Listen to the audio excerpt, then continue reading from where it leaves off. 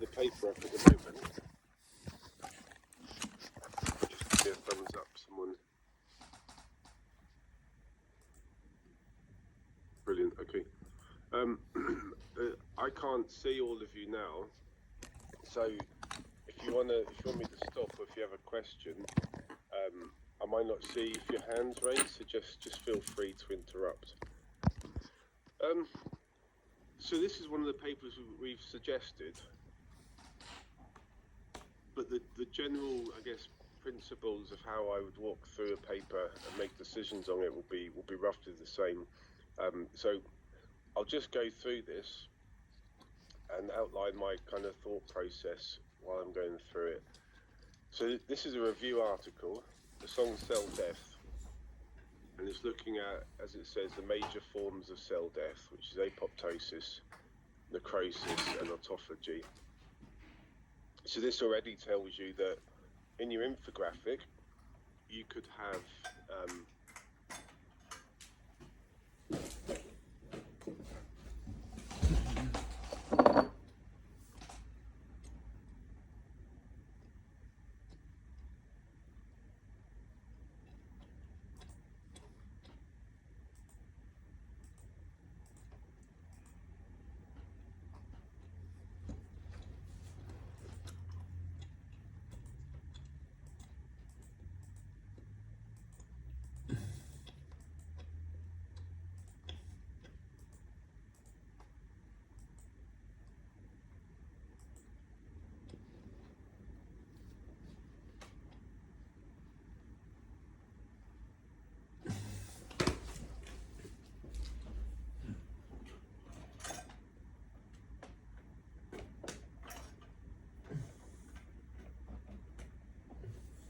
for the infographic.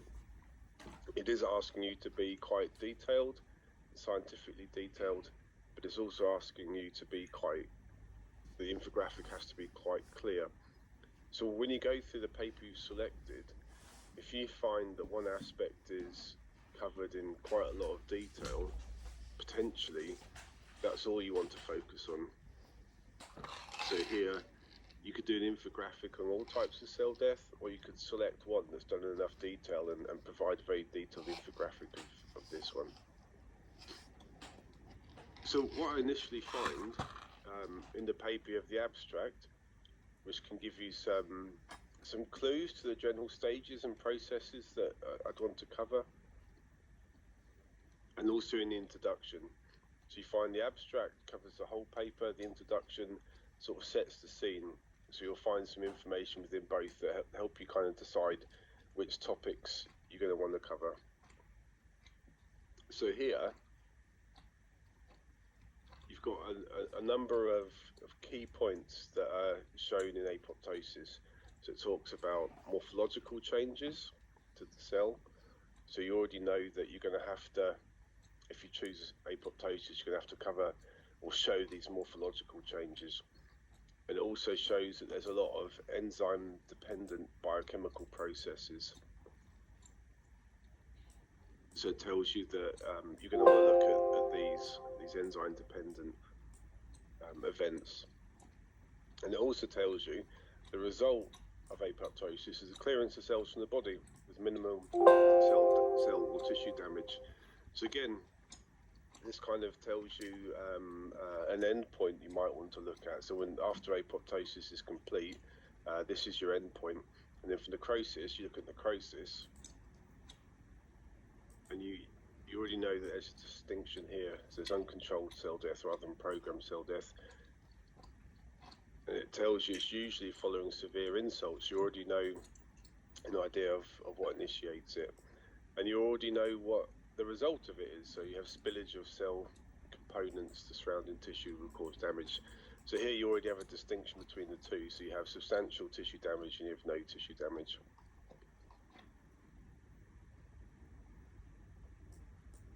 So what this points to here indicates there are points in the infographic that you may be able to link concepts. So rather than having three sort of distinct lines to work through, if you do all types of cell death, you want to look to find ways that they lap and they or overlap and they link linked to each other. So here it explains there's a number of subtypes of apoptosis. There's an overlap between apoptosis, necrosis, and autophagy. So when you go through the paper, you want to try to identify these links, so you know at points in the infographic that you can represent this. So now, when you look through the introduction, it starts to give a bit more detail in the content that I might want to use. So here it discusses apoptosis, the fact that it involves a number of regulatory genes. So some of the genes regulate mitosis. You have others that inhibit mitosis, or they might initiate apoptosis. So you already know your infographic on apoptosis will have to make this distinction. So quite early on, you have this division between cell division, stimulating mitosis, inhibiting mitosis, or inducing apoptosis. So you'll want to look out for the genes that are associated with this.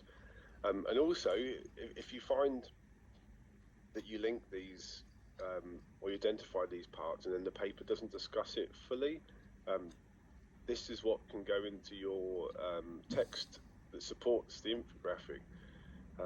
So for that, you really want to look for, you're not just using this paper, you're not doing a summary of this paper, you're actually trying to find the supporting published work to help describe the process that you're trying to do the infographic on. So if there's any element that you don't feel is addressed as fully as it could be, then you include that in your text for it. So here's the second part. So we know apoptosis uses regulatory genes, or is dependent on regulatory genes. You also know from this description here that there's certain receptors. So you know you're going to have to look out for cell surface receptors. There's certain enzymes and regulatory proteins, and they've emerged as key regulators in apoptosis. So you know that this is what you should look out for in the paper. And then there's also statements that relate to possible end stages you want to represent. So for an infographic, you really want to look for biological process, what's starting it, what's involved in running it, and then what's the end point of it. So here you have, so if uncontrolled cellular proliferation can result in development of diseases such as cancer, or excessive level of cell death can result in diseases such as Alzheimer's or Parkinson's or arthritis. So again, this is an endpoint, so you can show this on your infographic. And again here, possible end stage. So when mutated, so when the regulators, when they're abnormally expressed or when they're mutated, so this is the genes we're talking about, or the proteins from mutated genes, have direct effects on machinery of the cell cycle. So this is again, you know that these enzymes will be important to look out for in the paper and to represent in your infographic, but also leading towards an endpoint. So you can link here the diseases, and you can link to these proteins. Again, this might be something you can include in your text support. So you already know that these proteins might be dysregulated, and you already know the diseases which they might cause, so you could write a little bit more about that.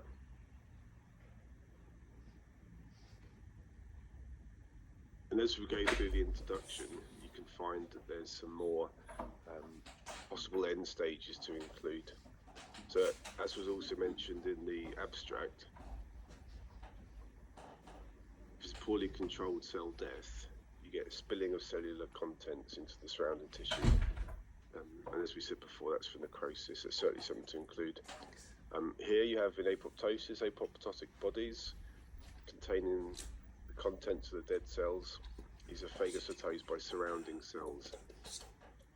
So again, this will be an end stage of apoptosis. So you can represent this visually by showing the apoptotic bodies forming and how they're releasing, but potentially how they're engulfed by other cells. So then that's the abstract and the introduction finished, and then it starts going into detail on the particular mechanisms of cell death. So bear in mind that I've been highlighting patches in the paper. That doesn't mean that the other parts are irrelevant. You may read through this and find you can use them in two ways. One, there may be things that I've missed that you can represent in the infographic, or equally, they're topics that aren't really suitable or feasible to represent on an infographic, but you might find them interesting topics to write about in the text that supports the infographic. So now we're on the overview of apoptosis. So this is one feature of my infographic, and as we read through this, we find that there's two clearly recognized groups or pathways. So you have the intrinsic pathway and the extrinsic pathway. So you already know that there's going to be two branches to your infographic if you're looking at apoptosis. And as we read through this, you'll see that there's actually another one, which is collateral, which is, I guess, a third route that could be included. So the features that we want to look through, and again, what I've done in the apoptosis one, I've just highlighted some areas of text that I've identified as being quite important aspects to represent. What I would suggest is,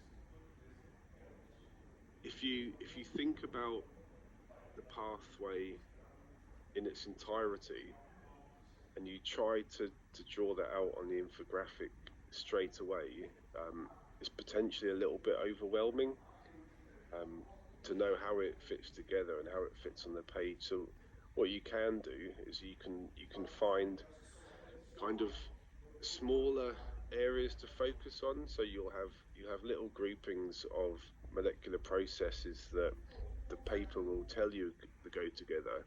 So you could draw these out together, and then at a later stage, when you understand how the process fully maps together, that's the point you can map it all. So certainly work on small little events and the molecules that are involved in those events, and then at a later stage in the infographic, you could show how they map together. So here you've got the initiation of apoptosis is dependent on the activation of a series of cysteine aspartic proteases known as caspases. So here, you know that this is going to be an early stage. So you have your initiation or stimulation, and then the early stages of initiation involve these enzymes.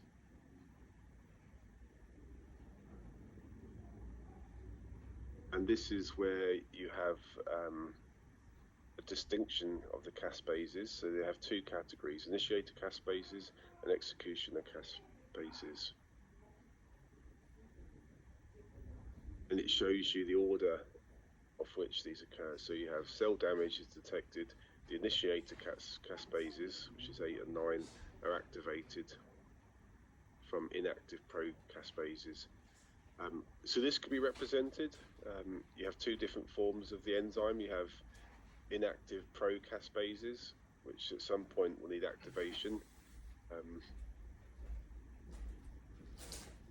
And then these go on to activate the execution of caspases. So again, there's different types of caspase enzymes that perform this function. So you already have this sequence. So you have the initiator, and then you have the executioner.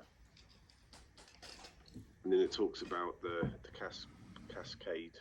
So you quite often have an enzyme cascade in many biological processes where each activates one in turn, and that's the cascade. And they initiate further events. So here it talks about cascade of these caspases result in DNA fragmentation, destruction of nuclear proteins, destruction of cytoskeleton, cross-linking of proteins, expression of ligands for phagocytic cells, and formation of apoptotic bodies. So here you have this initiation and execution using caspase enzymes, and this can branch out into all of these different events.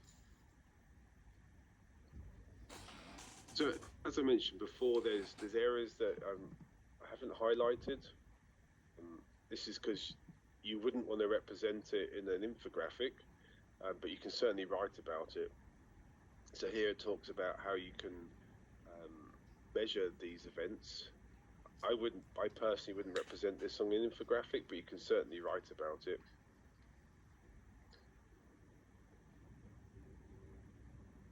And here you have a passage which talks about actually how the apoptosis, or why the apoptosis has been initiated. So it can be initiated by the cell itself, so it detects damage through intracellular sensors, and this is the intrinsic pathway. Then you have a second route of initiation, which is called the extrinsic pathway, which, as you expect, means that it's taking signals from outside the cell. So it could be cells of the immune system interacting with a damaged cell. So again, you'll notice that this isn't described in the order that you'd need to show on the infographic. So this is why I suggested that you can work on these smaller little groupings of events, and later on you can put these together to show in chronological order. So here you certainly have an indication of what's starting at the top. So you have these events can lead down, you get initiation of one of the two, then you can go into this description. So then the paper goes through the intrinsic pathway. I have a comment on these figures. I'll come back to this after we finish the apoptosis section though. So again here, you can see a number of different points highlighted, and again, these just add to the molecular events that happen during apoptosis. So this form, which is the intrinsic form, is dependent on factors released from the mitochondria and is initiated either from positive or negative pathways. So here you've got a branching out again, so you've got the intrinsic pathway can be represented by expressing the negative or the positive signals. So here it tells you about the negative signals arise from the absence of cytokines, hormones, growth factors.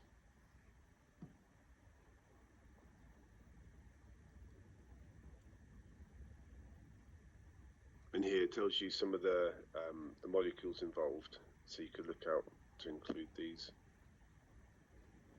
And then you have other factors to initiate it, which is a positive. So negative means there's the absence of something, positive means that there's the presence of something. So this could include an exposure to hypoxia, toxins, radiation, vector-toxin species, viruses, or other toxic agents. So again, it's kind of jumping around a little bit in order. So you have what's causing it, as opposed to how the process continues. So the initiator caspase that controls the intrinsic pathway of apoptosis is caspase 9. You'll recall that this was already mentioned up in this point. So the initiator caspase is 8 and 9. So it's starting to go in a little bit more detail about these components. So it tells you caspase 9, and it binds to an adaptor protein, an apoptotic protease activating factor 1, which is this protein, following exposure to its caspase recruitment domain, card domain. So again, you're starting to get an understanding of the different molecules involved at this stage, this early stage of apoptosis. And then I won't spend a huge amount of time going through this now, but this next section basically goes through a lot of the other molecules that are involved in this pathway. So you can start to sort of map these out.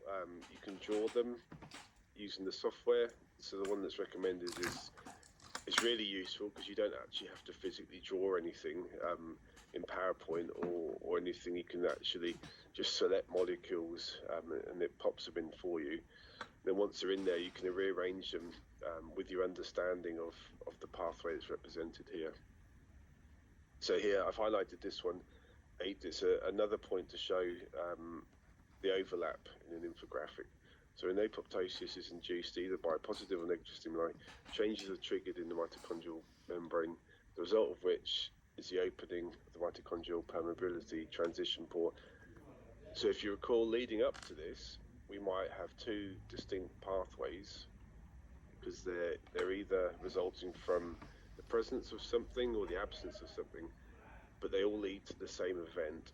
So this is where the two are going to link for apoptosis. Then the paper goes to the extrinsic pathway for apoptosis. And as it's extrinsic, you'd obviously expect there to be a way that the cell communicates extracellularly. So here you've got the death receptor pathway, it's also known as. And again, the paper goes through different stages in this. So it's initiated by patrolling natural killer cells or macrophages. They produce death ligands. So they'll produce ligands which are detected by these death receptor proteins. Death receptor proteins. And then upon binding with the death receptor and target cell membrane, they induce the extrinsic pathway for activation of procaspase 8 to caspase 8. So then you have your next step. So each death receptor has a corresponding death ligand. So this is an interesting point for your infographic. You have a cell surface. If you remember the first lecture, we talked about different cell membrane proteins. So these are given here. So you have a number of different death receptors, and you have a number of different ligands. If you recall from that previous text, the ligands are presented on different cell types. So the cell types would express these ligands, and then the ligands will bind to these receptors on the cell surface, and then these proteins will initiate the caspase cascade. Yes, as we go through here, it tells you almost step by step what happens. So you have an activation of caspase 8 because of its ligand binding to the death receptor. It tells you what it results in. So recruitment of monomeric procaspase 8 via this domain on the receptor. Then it goes through the different proteins that are involved.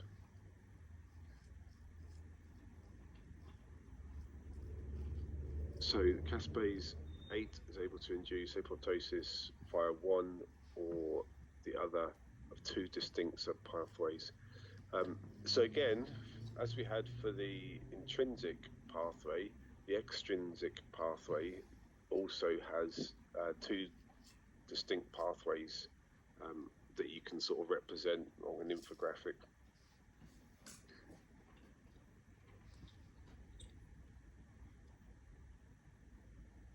So now, what do we have here?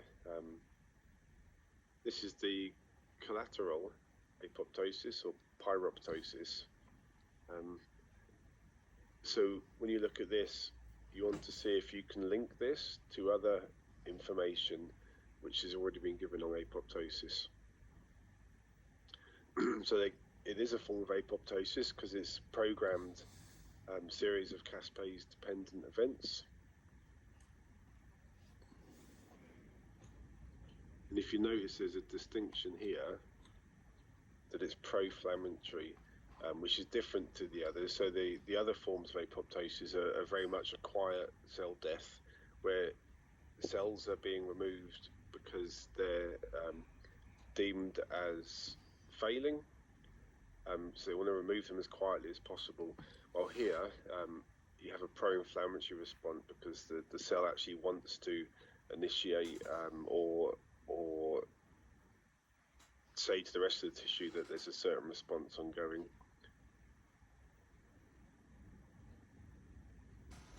And then here you have potentially another end stage. So if you notice on some of the earlier comments, we saw an end stage of apoptosis where you might have disease progression, you might have the formation of apoptotic bodies, and here you have a third one, so that the formation of plasma membrane pores, so the pores allow flow of ions, resulting in equalization of the usual ionic gradients between intracellular and extracellular environment. So this is potentially a third end stage.